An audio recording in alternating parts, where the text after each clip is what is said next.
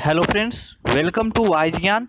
आज हम लोग मोटर व्हीकल एक्ट 1988 के chapter 4 registration of motor vehicles के थ्योरी को देखेंगे। प्रीवियस लेक्चर में हमने चैप्टर 3 को डिस्कस किया था और उसके क्वेश्चंस को भी लगाए थे।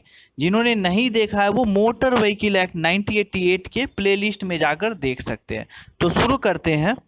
Section 39 necessity for registration. Registration की क्या आवश्यकता है, क्यों आवश्यकता है, कितना आवश्यक है, ये हम लोग पढ़ते हैं यहाँ पे। तो जो मोटर व्हीकल्स होते हैं, जितने भी मोटर व्हीकल्स हैं सारे के रजिस्ट्रेशन होने चाहिए। ओके, अगर वो व्हीकल्स पब्लिक प्लेस में या एनी अदर प्लेसेस, हम लोगों ने ड्राइविंग लाइसेंस के केस में देखा था कि अगर आप पब्लिक प्लेस में नहीं यूज कर रहे हैं व्हीकल्स को तो ड्राइविंग लाइसेंस की आवश्यकता नहीं। अगर आप अपने पर्सनल प्रेमिसेस में यूज कर रहे हैं व्हीकल्स को तो उस समय ड्राइविंग लाइसेंस की कोई आवश्यकता नहीं। लेकिन अगर आप व्हीकल्स को आप पर्सनली कहीं आप अपने प्लेस पे रखे हुए या कहीं भी पब्लिक प्लेस में, तो उस व्हीकल्स का रजिस्ट्रेशन होना चाहिए। मीन्स कि सारे व्हीकल्स का रजिस्ट्रेशन होना चाहिए। और इस तरह मतलब ये नहीं कि रजिस्ट्रेशन हो गया उसके बाद उसके रजिस्ट्रेशन सस्पेंडेड है या कैंसिल हो गए हैं, इस तरह के रजिस्ट्रेशन नहीं। और जो भी रजिस्ट्रेशन मार्क होते हैं, जो नंबर मिलते हैं, जैसे बिहार के लिए BR समथिंग रिटन होता है, तो वो नंबर होना चाहिए जो भी प्रिस्क्राइब्ड मैनर में, जो भी उसके हम लोग जब रूल्स पढ़ेंगे सेंट्रल मोटर व्हीकल्स रूल्स 1989, तो वहाँ पे हम लोग डिस्कस करेंगे कि कैसे मतलब वो होना चाहिए। ऐसे हम लोगों ने बिहार मोटर व्हीकल्स रूल्स 1992 जब पढ़े थे तो वहाँ पे हम लोगों ने पढ़ा था कि किस तरह से रजिस्ट्रेशन मार्क का क्या डायमेंशन होना चाहिए, क्या लेटर्स होना चाहिए, कैसे मतलब उसका डायमेंशन, ये सब चीज़ें हम लोगों ने वहाँ पे डिस्कस किया था। बशर्ते कि जो नेसेसिटी फॉर रजिस्ट्रेशन है, रजिस्ट्रेशन की आवश्यकता, वो डीलर, जो कि डीलर हम लोगों ने जब प्रीलिमिनरी पढ़े थे चैप्टर 1 में तो वहाँ पे डिस्कस किए थे डीलर किसे कहते हैं। आप लोगों को भी पता होगा कि जो भी बिल्डिंग बॉडी बॉडी बनाते हैं या चेसिस को अटैचमेंट करते हैं या मोटर व्हीकल का रिपेयरिंग करते हैं या कोई जैसे हायर या परचेज करते हैं, मतलब कि खरीद बिक्री करते हैं व्हीकल्स का, तो उसे डीलर कहते हैं। तो ये सब चीज़ें जो रजिस्ट्रेशन की वहाँ पे आवश्यकता नहीं है इस केस में। ओके, नेक्स्ट जो हमारा है section 40 registration where to be made. Means registration कहाँ पर होगा, ये बातें यहाँ पे डिस्कस है। Every owner of a motor vehicle shall cause the vehicle to be registered by any registering authority in the state in whose jurisdiction he has the residence or place of business where the vehicle is normally kept। Means कि registration आप कहाँ कर सकते हैं, जहाँ आप जो जिस जुरिडिक्शन एरिया में आप रेसिडेंस है, आप रहते हैं या आपका बिजनेस है। ओके, तो उस केस में आप उस जुरिडिक्शन एरिया में आप वहाँ पे व्हीकल्स का रजिस्ट्रेशन करवाना पड़ेगा। और या जो भी व्हीकल्स नॉर्मली जहाँ पे रखा जाएगा, मीन्स आप कहाँ पे रखिएगा, जहाँ पे आपका बिजनेस होगा या जहाँ पे आपका रेसिडेंस होगा वहीं पे आप अपने व्हीकल्स को रखेंगे, तो उसी जुरिडिक्शन एरिया में आप रजिस्टरिंग अथॉरिटी के पास रजिस्ट्रेशन करवा सकते हैं। Section 41 registration how to be made. Means registration किस तरह से होंगे ये यहाँ पर डिस्कस है। जो सब सेक्शन 1 है, जो एप्लीकेशन है, मोटर व्हीकल के जो ओनर होंगे वो रजिस्ट्रेशन फॉर्म फिल करेंगे और जो भी प्रिस्क्राइब्ड फी है सेंट्रल गवर्नमेंट के द्वारा वो फी को जमा करेंगे। ओके, ये रजिस्ट्रेशन का प्रोसीजर है। अगर ऐसा होता है किसी केस में कि मोर देन वन पर्सन है, मीन्स किसी व्हीकल के ओनर है, तो उस केस में केवल एक ही लोगों को एप्लीकेशन देना है और इस एक्ट के अनुसार, जो हम लोग एक्ट पर है 1988 के अनुसार, वही उसका ओनर घोषित होगा। मीन्स एक ही ओनर होगा। मीन्स ओनर अगर उसके 2-3 है किसी व्हीकल्स के, तो उस केस में भी एक ही ओनर होगा जो उसका फॉर्म फिल करेगा, जिसके नाम से वही ओनर कहलाएगा इस एक्ट के अनुसार।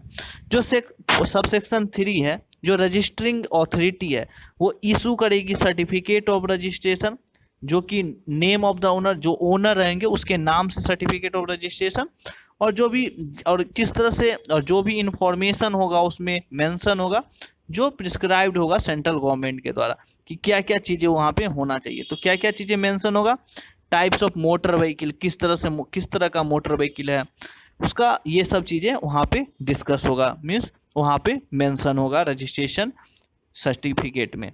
सबसेक्शन 5 में रजिस्टरिंग ऑथोरिटी है वो मेंटेन करेगी रजिस्टर को। ओके, जो भी सर्टिफिकेट इशू होगा, मीन्स सर्टिफिकेट ऑफ रजिस्ट्रेशन जिसके नाम से, जिस ओनर का, वो सब चीज़ें को वो मेंटेन करेगी अपने रजिस्टर में। ये बातें यहाँ पे कही गई है।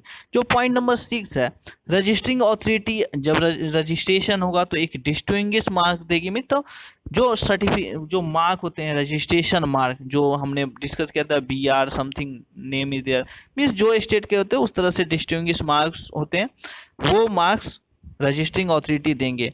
जो पॉइंट नंबर 7 है, सबसेक्शन 7 है, certificate of registration of motor vehicle जो मिलेगा, जो certificate of registration of motor vehicle other than A transport vehicle, transport vehicle को छोड़कर उसका वैलिडिटी 15 सालों तक रहेगा, valid for a period of 15 years. Okay, जो सर्टिफिकेट ऑफ रजिस्ट्रेशन जो इशू होगा उसका वैलिडिटी 15 ईयर्स के लिए होता है। ओके, लेकिन ट्रांसपोर्ट व्हीकल के केस में वो चेंज होगा। यहाँ पे ट्रांसपोर्ट व्हीकल के बारे में बात नहीं कही गई है।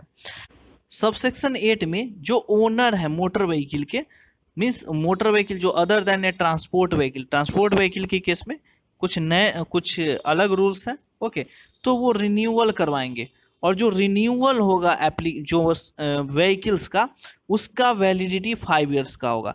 जो न्यू गाड़ी रहेगा उसका रजिस्ट्रेशन होता है तो 15 ईयर्स का, other than transport vehicle. Okay, transport vehicle का केस इस पे अप्लाई नहीं होता है। ओके, और उसके बाद जब रिन्यूअल होगा तो फिर वो नेक्स्ट 5 ईयर्स के लिए वो रिन्यू होगा। ओके, सेक्शन 11 में, सब सेक्शन 11 में अगर ओनर जो भी रिन्यूअल का रजिस्ट्रेशन ऑफ सर्टिफिकेट, जो मोटर व्हीकल का रजिस्ट्रेशन में के रिन्यू में अगर फेल होता है तो उसे एक्स्ट्रा फी देना होगा, जो भी प्रिस्क्राइब टाइम है। ओके, उसके टाइम के बियॉन्ड भी वो अपने जो व्हीकल्स है उसका रिन्यूअल नहीं करवाता तो उसे एक्स्ट्रा फी देना पड़ेगा। ओके, और जो अमाउंट रहेगा shall not exceeding 100 rupees. Okay, 100 रुपया से ज़्यादा नहीं पड़ेगा। लेकिन इसमें चैप्टर 4 में सारी जगह सेक्शन 177 अप्लाई होंगे, 177 सेक्शन अप्लाई होंगे, जो कि general provision for punishment of offences है। यहाँ पर ये सेक्शंस लगेंगे।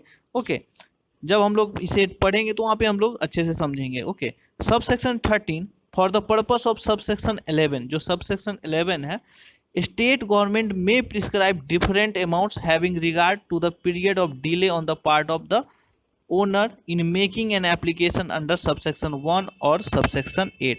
मीन्स कि जो सबसेक्शन 11 में हम लोगों ने पढ़ा है अमाउंट नॉट एक्सीडिंग 100, तो इस केस में अगर रिन्यूअल में अगर कुछ मतलब अगर फी जो लगेगा एक्स्ट्रा फी, वो स्टेट गवर्नमेंट डिसाइड कर सकती है। सबसेक्शन 14 जो एप्लीकेशन है issue of a duplicate certificate of registration, means कि ऐसा कोई भी केस होता है कि जैसे लॉस्ट हो गया या लॉस्ट हो गया या फट गया, जल गया, इस तरह से कोई केस आता है तो इस केस में duplicate certificate of registration issue होगा, और इसमें जो भी पार्टिकुलर्स एंड इंफॉर्मेशन रहेंगे और जो फी रहेंगे उसके साथ उनको जमा करना होगा। मीन्स जो भी फॉर्म में जो भी पार्टिकुलर्स जमा लिखना है, जो इंफॉर्मेशन देना है, वो उनको जमा करके वो डुप्लीकेट सर्टिफिकेट ले सकते हैं।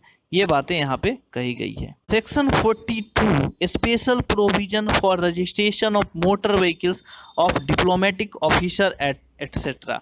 मीन्स कि जो भी स्पेशल, जो भी सेंट्रल गवर्नमेंट के जो पीपल्स होते हैं, जो सेंट्रल गवर्नमेंट के लिए काम करती है, जिसके व्हीकल्स होते हैं जैसे डिफेंस के व्हीकल्स, ये सब केसेस में स्पेशल वहाँ पे रूल्स होंगे यहाँ पे। तो जो सेंट्रल गवर्नमेंट के, वो यही बात ही कही गई कि जो भी स्पेशल जो सेंट्रल गवर्नमेंट के डिप्लोमेट्स ऑफिसर्स हैं तो वो सब केसेस में अलग रूल्स होंगे, और उसके व्हीकल के जो रजिस्ट्रेशन नंबर रहेंगे वो स्पेशल रजिस्ट्रेशन मार्क मिलेंगे। ओके, और अगर ऐसा होता है कि for the purpose of section diplomatic officer, अगर डिप्लोमेटिक ऑफिसर और काउंसलर ऑफिसर को जो रिकॉग्नाइज्ड करने में अगर कोई प्रॉब्लम होता है या कोई क्वेश्चन एराइज होता है इस केस में, तो वो जो डिसीजन होगा सेंट्रल गवर्नमेंट के हाथ में होगा फाइनल, कि हाँ ये जो पर्सन मीन्स कोई ऑफिसर है ये डिप्लोमेटिक ऑफिसर में आएंगे या नहीं आएंगे। तो ये सब चीज़ें फाइनल डिसीजन सेंट्रल गवर्नमेंट के हाथ में होगी। Section 43 temporary registration. तो टेम्पररी रजिस्ट्रेशन में क्या करना होगा, जैसे सेक्शन 40 हम लोगों ने पढ़ा था कि registering where to be made, ऐसा ऐसा पढ़े थे ना हम लोग, वेयर टू बी मेड। हाँ, तो registration where to be made. तो अगर ऐसा कुछ केस होता है कि आपका कुछ डॉक्यूमेंट्स वहाँ पे मतलब फुलफिल नहीं होता है या कुछ ऐसा केसेस होते हैं, तो वे जो रजिस्टरिंग अथॉरिटी है वो आपको टेम्पररी रजिस्ट्रेशन इशू करेंगे। ओके, लेकिन इसका क्या कंडीशन होगा, जो टेम्पररी रजिस्ट्रेशन होगा उसका 1 मंथ से ज़्यादा का वैलिडिटी नहीं रहेगा, means valid only for a period not exceeding 1 month. Okay, और जो वैलिडिटी 1 मंथ से ज़्यादा नहीं होगा, और जो रजिस्ट्रेशन जो मिलेगा टेम्पररी रजिस्ट्रेशन उस वो रिन्यूएबल भी नहीं हो सकता है। लेकिन एक ऐसा मतलब ऐसा केस है होता है जैसे कि कोई टेम्पररी रजिस्ट्रेशन मिला और आपके व्हीकल में कुछ प्रॉब्लम है, या ऐसा हुआ कि वो वर्कशॉप में रह गया और वर्कशॉप में उसका चेसिस उसके साथ फिट नहीं किया गया है उतने मतलब 1 मंथ तक, तो इस केस में मतलब ऐसा है कि उसका उसमें बहुत समय लगने वाला, 1-2 मंथ का समय लगने वाला है। तो जो रजिस्टरिंग अथॉरिटी है वो उसके जो टेम्पररी रजिस्ट्रेशन है उसकी वैलिडिटी को बढ़ा सकती है, जैसा वो अगर सोचती है। तो सब सेक्शन 3 में कि ऐसा कोई केस होता है जैसे कोई जो डीलर है या मतलब कोई व्यक्ति जो हायर परचेज करता है या कोई एग्रीमेंट के तहत किसी के व्हीकल को कुछ दिनों के लिए कोई रखता है, तो इस केस में जो रीजनल जो भी रजिस्टरिंग अथॉरिटी है वो उसके नाम से एक टेम्पररी रजिस्ट्रेशन नंबर इशू करेगी, temporary certificate registration of certificate issue करेगी। Okay, section 44 production of vehicle at the time of registration. Means कि जब रजिस्ट्रेशन करने जा रहे हैं जो व्हीकल्स के, तो उसका मतलब उसको आपको वहाँ पे दिखाना पड़ेगा। अगर रजिस्टरिंग अथॉरिटी को लगता है कि हाँ आपको दिखाना है तो आपको वो देख सकती है, तो आपको वहाँ पे प्रोड्यूस करना पड़ेगा जो व्हीकल्स है उसको। सेक्शन 45 रिफ्यूजल ऑफ रजिस्ट्रेशन और renewal of certificate of registration. मतलब कि जो सर्टिफिकेट ऑफ रजिस्ट्रेशन है उसको रिफ्यूजल कैसे कर सकती है, क्यों करेगी, या उसका रिन्यूअल के केस में क्या है वो कंडीशन यहाँ पे लिखा हुआ कि अगर रजिस्टरिंग अथॉरिटी को लगता है कि ये जो व्हीकल है मोटर व्हीकल है वो चोरी का है या कोई स्टोलन मोटर व्हीकल है या उसका मैकेनिकली डिफेक्टिव है। ओके, तो इस केस में वो मोटर व्हीकल के जो रजिस्ट्रेशन है उसको रिफ्यूज कर सकती है।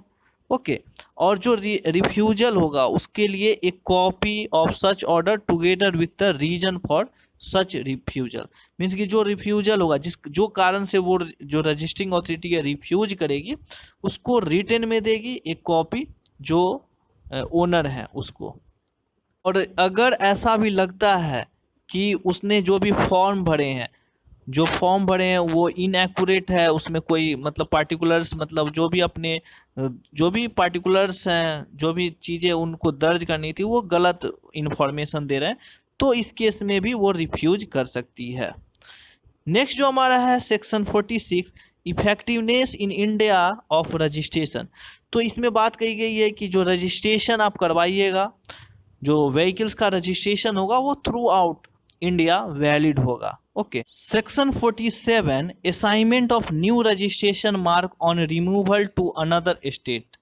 मीन्स कि अगर ऐसा होता है कि मोटर व्हीकल आपका रजिस्टर्ड है किसी और मीन्स स्टेट में और आप दूसरे स्टेट में चले जाते हैं, means when a motor vehicle registered in one state has been kept in another state for a period exceeding 12 month. Means 12 महीनों के लिए आप कहीं पे 12 महीने से आप कहीं पे रखे हुए हैं व्हीकल्स को, तो इस केस में आपको वहाँ का दूसरे स्टेट का रजिस्ट्रेशन नंबर लेना होगा आपको। ओके, ये चीज़ें यहाँ पे लिखी गई है। जो भी आप अगर दूसरे स्टेट में आप चले गए हैं तो जिस जुरिडिक्शन एरिया में आप चले गए हैं तो उस जुरिडिक्शन एरिया में आपको वहाँ का रजिस्ट्रेशन मार्क लेना पड़ेगा, न्यू रजिस्ट्रेशन मार्क वहाँ का। और जो रजिस्ट्रेशन मार्क मिलेगा तो उसके लिए जो भी जुडिक्शन एरिया के जो रजिस्टरिंग अथॉरिटी होंगी जहाँ आपका ओरिजिनल आपने जहाँ से पुराने मतलब इससे पहले जहाँ से बनवाए थे वहाँ पे उसकी सूचना देगा। Section 48 no objection certificate. तो जो ओनर होंगे, जो सेक्शन 47 में हम लोगों ने अभी पढ़ा कि जो आपका असाइनमेंट है न्यू रजिस्ट्रेशन के लिए, तो अगर आप दूसरे स्टेट में जाते हैं और वहाँ पे न्यू रजिस्ट्रेशन के लिए अप्लाई करते हैं, न्यू रजिस्ट्रेशन मार्क के लिए, तो इस केस में क्या होगा कि वहाँ के जो रजिस्टरिंग अथॉरिटी है वो आपसे नो ऑब्जेक्शन सर्टिफिकेट की मांग करेंगे। वो इसलिए मांग करते हैं क्योंकि आप वो इसे मतलब ऐसा नहीं हो कि आपका स्टोलन आप गाड़ी रख ले लिए और दूसरे जगह आप उसका रजिस्ट्रेशन मार्क ले रहे हैं, या आपने जहाँ से वहाँ से फाइनेंस किया है वहाँ पे आप फाइनेंसर को पैसा नहीं पे किए हैं, आप लोन पे लिए थे गाड़ी, इस तरह के केसेस हो सकते हैं। तो जो नो ऑब्जेक्शन सर्टिफिकेट है, जहाँ से आपको लेना है जो मतलब जो ओरिजिनल जहाँ से आपने बनवाया था, तो वो राइटिंग में पुलिस से लेंगे कि कोई केस तो नहीं है इस व्हीकल्स के अगेंस्ट, या किसी तरह के कोई पेंडिंग टोल टैक्स या इस तरह कोई भी पेड नहीं किया गया है कोई भी पैसा, तो वो इंफॉर्मेशन लेने के बाद वो नो ऑब्जेक्शन सर्टिफिकेट इशू करेंगे। और उसके बाद ही उनका जो सेक्शन 47 में न्यू रजिस्ट्रेशन के लिए जो दूसरे स्टेट में अप्लाई करे, तो वहाँ पे वो नो ऑब्जेक्शन सर्टिफिकेट देंगे और वो बन जाएगा। Okay. Section 49 change of residence और प्लेस ऑफ बिजनेसेस, मीन्स कि जो ओनर है व्हीकल्स के, अगर उसका मतलब रेसिडेंस चेंज होता है या प्लेस ऑफ बिजनेसेस चेंज होता है, तो इस केसेस में उसे 30 दिनों के अंदर with in 30 days of any such change of address, okay, तो इंटीमेट करेगी। जो भी उस मान लेते हैं कि जो रजिस्टरिंग अथॉरिटी है, जो जिस जुडिक्शन एरिया में उसका बिजनेस आ जाएगा, तो उस जुडिक्शन एरिया में वो इंटीमेट करेगा, सूचना देगा कि मेरा ये मतलब चेंज हो गया है address with in 30 days. Okay. और जो इंफॉर्मेशन है जो रजिस्टरिंग अथॉरिटी है, मान लेते हैं कि जो जुडिक्शन एरिया में वो रह रहे थे वो दूसरे जुडिक्शन एरिया में चले गए, तो दूसरे जो लाइसेंसिंग अथॉरिटी है वो ओरिजिनल लाइसेंसिंग अथॉरिटी को इंटीमेट करेगी बाय द क्या चीज से, इलेक्ट्रॉनिक फॉर्म के द्वारा। ये जो सेक्शन है section 1A sub section 1A 49 के जो सब सेक्शन 1A है, इसको इंट्रोड्यूस किया गया है 2019 के अमेंडमेंट में। ओके, कि इलेक्ट्रॉनिक फॉर्म के द्वारा भी इस तरह से मतलब कि वेरीफाई किया जा सके कि हाँ, मतलब एक सूचना दे दिया जाए कि हाँ इसका अब एड्रेस यहाँ पे इसके एड्रेस में चेंजिंग हुआ है इस तरह से। Okay. Section 50 transfer of ownership, इसमें बहुत सारे पॉइंट थे, मैंने बस जो इंपॉर्टेंट लगे हमें एग्जाम पॉइंट ऑफ व्यू से तो मैंने यहाँ पे डिस्कस किया कि जो ओनरशिप है, जैसे मान लेते हैं कि कोई गुजरात का बंदा दिल्ली में, गुजरात का बंदा मान लेते हैं असम में गाड़ी को बेचता है, तो अगर वो अदर स्टेट होता है, in case of vehicle registered outside the state, तो जो रजिस्टरिंग अथॉरिटी है उसको 45 दिनों के अंदर इसकी सूचना देना होता है। ओके। जो उसकी सूचना देने के बाद जो भी transfer forward of the registering authority, okay, जो भी प्रोसेस है उनको कर लेना है 45 दिनों के अंदर। और अगर विद इन द स्टेट है, मतलब कि मान लेते हैं बिहार का है कोई व्हीकल, बिहार के समस्तीपुर जिला से मान लेते आरा जिला में सेंड किया गया, तो इस केस में जो भी प्रोसेस होते हैं उसको 14 दिनों के अंदर with in 14 days of the transfer के जो भी प्रोसीजर होते हैं, जो भी कागजी काम होते हैं, जो भी सूचना देना है रजिस्टरिंग अथॉरिटी को, वो सब चीजें कर लेनी होती है। ओके।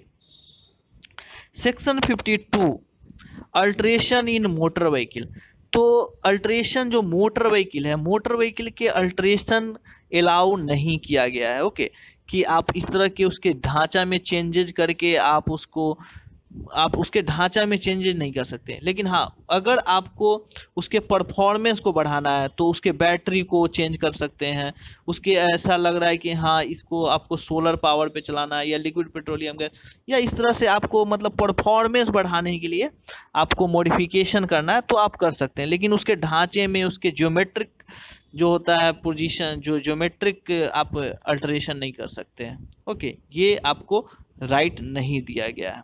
जो सेक्शन 52 के सब सेक्शन 1A को इंट्रोड्यूस किया गया 2019 के अमेंडमेंट में। ओके, तो इसमें कहा गया कि अगर मैन्युफैक्चरर को मतलब कि अल्टरेशन करना पड़े, जैसे कोई भी उसके मतलब जो सेंट्रल गवर्नमेंट के द्वारा कुछ भी इशू किया जाता है, तो इस तरह के जो भी अल्टरेशन होंगे तो वो हो सकते हैं। ओके, अगर सेफ्टी को के नज़रिए से ऐसा कुछ होता है, सेंट्रल गवर्नमेंट प्रिस्क्राइब करती है, तो अल्ट्रेशन कर सकती है, और वो भी मैन्युफैक्चरर। ओके, मैन्युफैक्चरर के बारे में हम लोगों ने डिस्कस किया था जब चैप्टर 1 हम लोगों ने पढ़ा था वहाँ पर। ओके, सारी चीज़ों के बारे में डेफिनेशन वहाँ पे था। Okay, section 53 suspension of registration.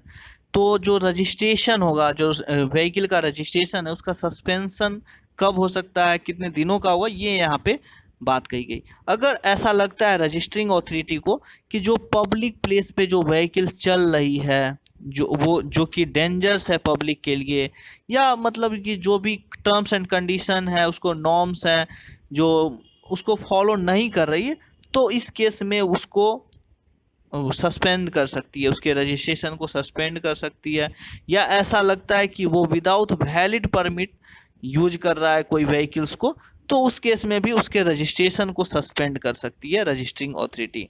और जो सस्पेंशन होगा इस केस में, वो not less than 1 month, 1 month से कम का नहीं हो सकता। मीन्स कि अगर ऐसा होता है, अगर ये दोनों केसेस हैं, तो जो रजिस्टरिंग अथॉरिटी है उसके जो रजिस्ट्रेशन का सस्पेंशन कम से कम 30 दिनों का करेगी ही। ओके, अगर ऐसा होता है कि जो ओरिजिनल रजिस्टरिंग अथॉरिटी है, अगर वो नहीं कर रही है सस्पेंशन, कोई और रजिस्टरिंग अथॉरिटी कर रही है किसी दूसरे जुरिडिक्शन एरिया के, तो इसकी सूचना वो जो ओरिजिनल रजिस्टरिंग अथॉरिटी है उसको देगी। Okay, section 54 cancellation of registration suspended under section 53। तो जो सेक्शन 53 में हम लोगों ने 2 केस पढ़ा था, जो कि अगर पब्लिक प्लेस में अगर डेंजर्स है, या ऐसा भी होता है बिना विदाउट वैलिड परमिट के वो चल रहा है, तो इस केसेस में वो विदाउट इंटरप्शन 6 मंथ के लिए भी उसका सस्पेंशन कर सकती है registering authority. Okay, section 55 cancellation of registration. Registration के कैंसलेशन की बात कही गई है कि क्यों होगा, कब होगा, ये बातें कही। जो मोटर व्हीकल है अगर डिस्ट्रॉय हो गया है या इनकैपेबल ऑफ यूज है, मतलब यूज का नहीं है, आप नहीं यूज कर सकते, आप नहीं चल सकता है वो, मतलब बेकार हो गया है, तो इस केस में जो ओनर है उसको 14 दिनों के अंदर इसके बारे में सूचना देना होगा। कहाँ पे सूचना देगा? जहाँ पे जिस जुडिक्शन एरिया में वो रहता है, बिजनेस है, या व्हीकल को नॉर्मली कैप्ट करता है, रखता है, तो उस जुडिक्शन एरिया के जो रजिस्टरिंग अथॉरिटी है उनको बताना होगा, और वो उसको कैंसिल कर देगी। ऐसा इसलिए कि मतलब कि उनको पता रहे कि उनको पता रहे कि ये व्हीकल्स अब एग्जिस्ट नहीं करती है। अगर ऐसा भी केस होता है कि जो व्हीकल है वो परमानेंटली रिमूव हो गया है इंडिया से, मतलब इंडिया से बाहर चला गया, तो उस केसेस में भी जो रजिस्टरिंग अथॉरिटी है वो रजिस्ट्रेशन को, व्हीकल के रजिस्ट्रेशन को कैंसिल कर देगी। ओके, सब सेक्शन 5 है, यहाँ पे जो रजिस्टरिंग अथॉरिटी है वो अगर इस तरह के, जैसे सेक्शन 190A के बारे में हम लोग अभी डिस्कस करेंगे, तो अगर इस केस में सेक्शन 190A के ऑफेंस होते हैं, मतलब कोई अपराध होते हैं, तो उसमें भी जो रजिस्टरिंग अथॉरिटी है वो ओनर के जिसके नाम से व्हीकल है उसके रजिस्ट्रेशन को, व्हीकल के रजिस्ट्रेशन को कैंसिल कर सकती है। और जो सेक्शन 190A मतलब क्या है? ऑफेंसेस बाय जुवेनिल्स, मीन्स कि जो मतलब यंग है, मतलब जिसके नाम से जो ओनर नहीं है व्हीकल का, और मतलब कि जो 18 से बिलो है, तो इस केसेस में उसके गार्जियन या owner of the motor vehicle को इस गिल्टी माना जाएगा और उनको पनिशमेंट मिलेगा अकॉर्डिंगली। तो हम लोग जब सेक्शन 190A पढ़ेंगे तो वहाँ पे हम लोग डिस्कस करेंगे। Okay, section 56 certificate of fitness of transport vehicle. तो हम लोगों ने पढ़े थे कि जो सेक्शन 39 में हम लोगों ने जब डिस्कस कर रहे थे, तो वहाँ पे अदर देन ट्रांसपोर्ट व्हीकल का, तो ट्रांसपोर्ट व्हीकल के केस में सर्टिफिकेट ऑफ फिटनेस की आवश्यकता होती है। ओके, तो certificate of fitness containing such particulars, जो भी उसमें बातें होती है, जो इन्फॉर्मेशन आपको देना होता है, वो सब देकर आपको एक ट्रांसपोर्ट व्हीकल का रजिस्ट्रेशन करवा सकते हैं। तो उसके लिए सर्टिफिकेट ऑफ फिटनेस की आवश्यकता होती है। Okay, section 57 appeal. तो जो भी अपील होती है, जैसे किसी को किसी तरह का रिफ्यूजल हो जाता है, कोई रिवोकेशन या सस्पेंशन या कैंसलेशन होता है रजिस्ट्रेशन का, व्हीकल के रजिस्ट्रेशन का, मतलब सेक्शन 41, 42, 43, अगर ये सब सेक्शन में अगर किसी को लगता है कि हाँ हमारे साथ गलत हुआ, तो विद इन 30 डेज, 30 दिनों के अंदर जो भी ऑर्डर पास होंगे उसके रिफ्यूजल के, तो इस केसेस में 30 दिनों के अंदर वो अपील कर सकता है। कहाँ पे अपील कर सकता है? जो भी प्रिस्क्राइब्ड अथॉरिटी है, एप्लीकेट अथॉरिटी है, उनके पास वो अपील कर सकता है। Okay. Section 58 special provisions in regard to transport vehicle. तो हम लोगों ने सारे जो डेफिनीशन है, आप चैप्टर 1 को जरूर देखें, वहाँ पे सारे चीज़ों के डेफिनीशंस वहाँ पे मेंशन है। यहाँ पे अनलाइडेन वेट है, ये सब चीज़ें सारी चीज़ें वहाँ पे डिस्कस किया गया है। तो जो सेंट्रल गवर्नमेंट है, जो ट्रांसपोर्ट व्हीकल के केस में जो रजिस्ट्रेशन करे देगी, सर्टिफिकेट ऑफ रजिस्ट्रेशन इशू करेगी, उसमें अनलाइडेन वेट के बारे में, जो व्हीकल के अनलाइडेन वेट है उस वो भी मेंशन होगा। नंबर क्या है, नंबर ऑफ टायर्स कितने अटैच हैं, क्या साइज है, ये सब चीज़ें भी मेंशन होगा। उसका ग्रॉस व्हीकल वेट क्या होगा, उसके जो रजिस्टर्ड एक्सल वेट होंगे, ये सब चीज़ें मेंशन होंगे उसके सर्टिफिकेट ऑफ रजिस्ट्रेशन में। ये हम लोगों ने जितने भी आपको unladen weight, gross vehicle weight, axle weight, ये सब हम लोगों ने चैप्टर 1 में डिस्कस किया था। अगर प्रॉब्लम है तो आप जरूर चैप्टर 1 को एक बार रिवाइज करें।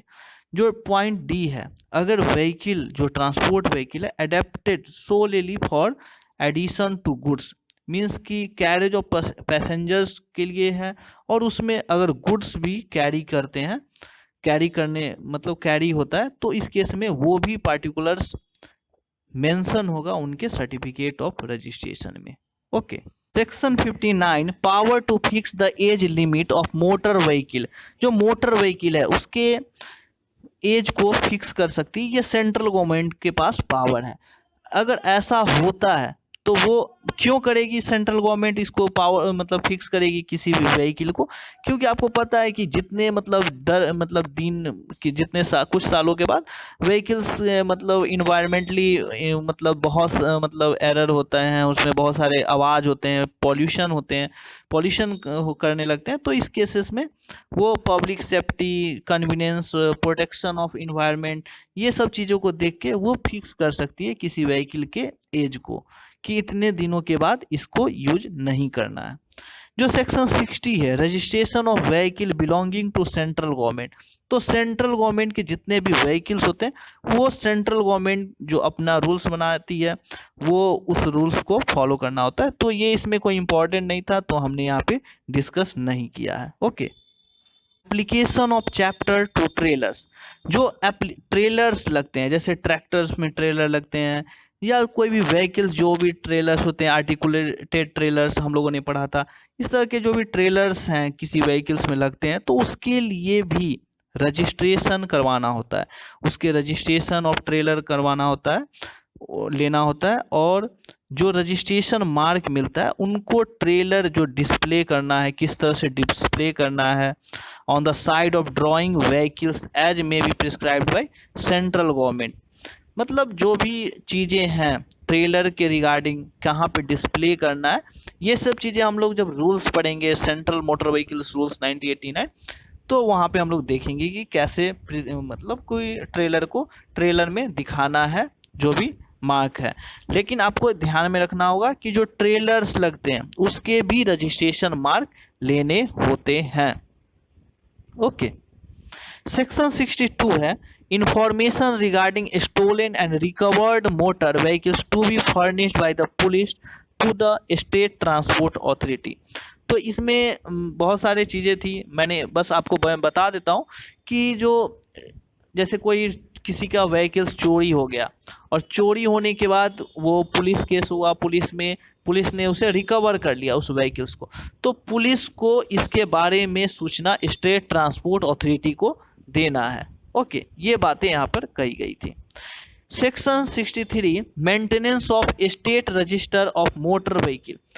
तो मोटर व्हीकल के जो मोटर व्हीकल के जो रजिस्ट्रेशन होंगे और जो इसके मेंटेनेंस, उसके लिए एक रजिस्टर मेंटेन करना होता है स्टेट को। हम लोगों ने जब लाइसेंसिंग पढ़ रहे थे चैप्टर 2 में या कंडक्टर, तो वहाँ पे हम लोगों ने पढ़ा था स्टेट रजिस्टर मेंटेन करना होता है। तो उसी तरह से जब हम लोग रजिस्ट्रेशन ऑफ मोटर व्हीकल पढ़ रहे हैं, यहाँ पर भी स्टेट रजिस्टर मेंटेन करना होता है। इसमें क्या क्या चीज़ मेंशन करना होगा, स्टेट गवर्नमेंट क्या क्या क्या मेंटेन कर, registration number, year of manufacturer, जो ईयर्स है मैन्युफैक्चर का, जो व्हीकल्स का मैन्युफैक्चर हुआ उसके ईयर, जो कौन क्लास का व्हीकल्स है उसका टाइप्स क्या है, नेम और एड्रेस, जो भी रजिस्टर्ड ओनर है उसको भी मेंटेन करना है स्टेट रजिस्टर में।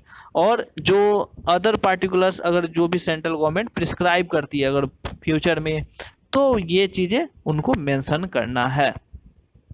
नेक्स्ट जो हमारा है section 64, power of central government to make rules.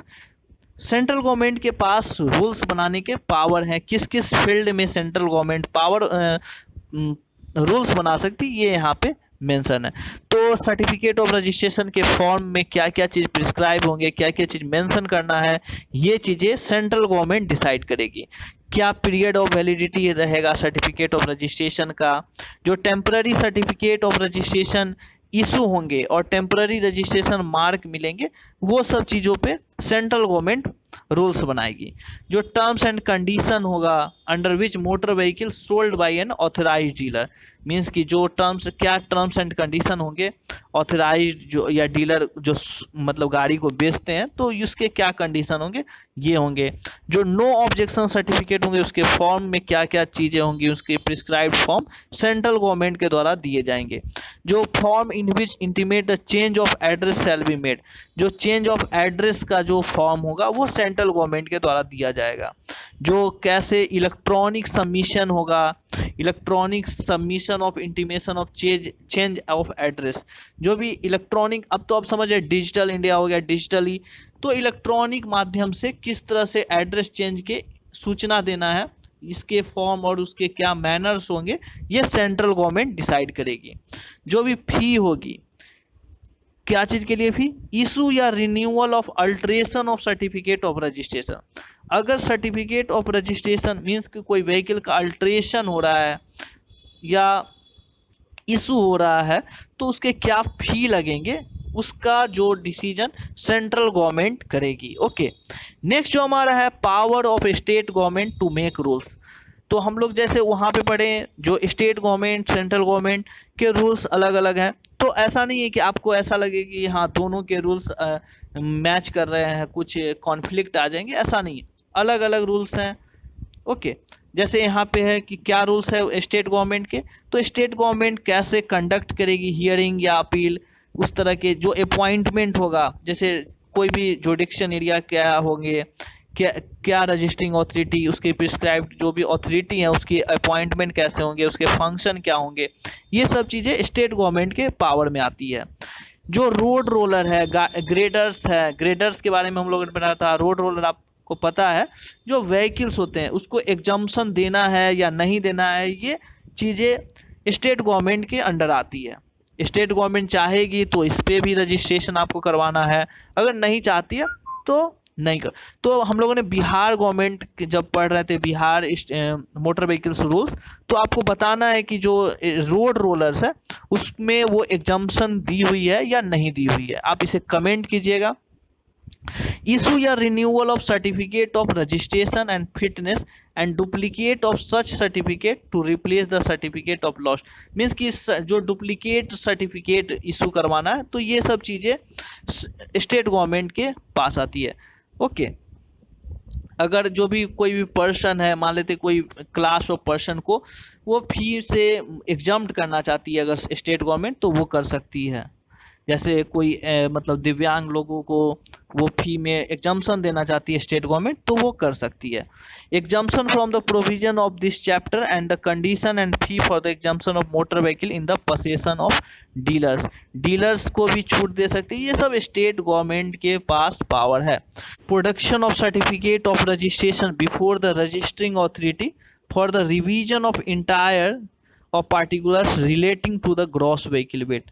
Gross vehicle weight के जो भी सर्टिफिकेट ऑफ रजिस्ट्रेशन के लिए जो व्हीकल को प्रोड्यूस करना होता है, जो रजिस्टरिंग होती है, ये सब चीज़ें मतलब जो भी चीज़ें हैं यहाँ पे स्टेट गवर्नमेंट के पास पावर है। ओके, तो हम लोगों ने आज चैप्टर 4 को पूरा डिस्कस कर लिया है। जो भी इम्पोर्टेंट सेक्शन थे, जिन्हें भी कुछ मतलब कम डाउट है वो कमेंट कर सकते हैं या आप टेलीग्राम पे ज्वाइन कर सकते हैं। Thanks for watching.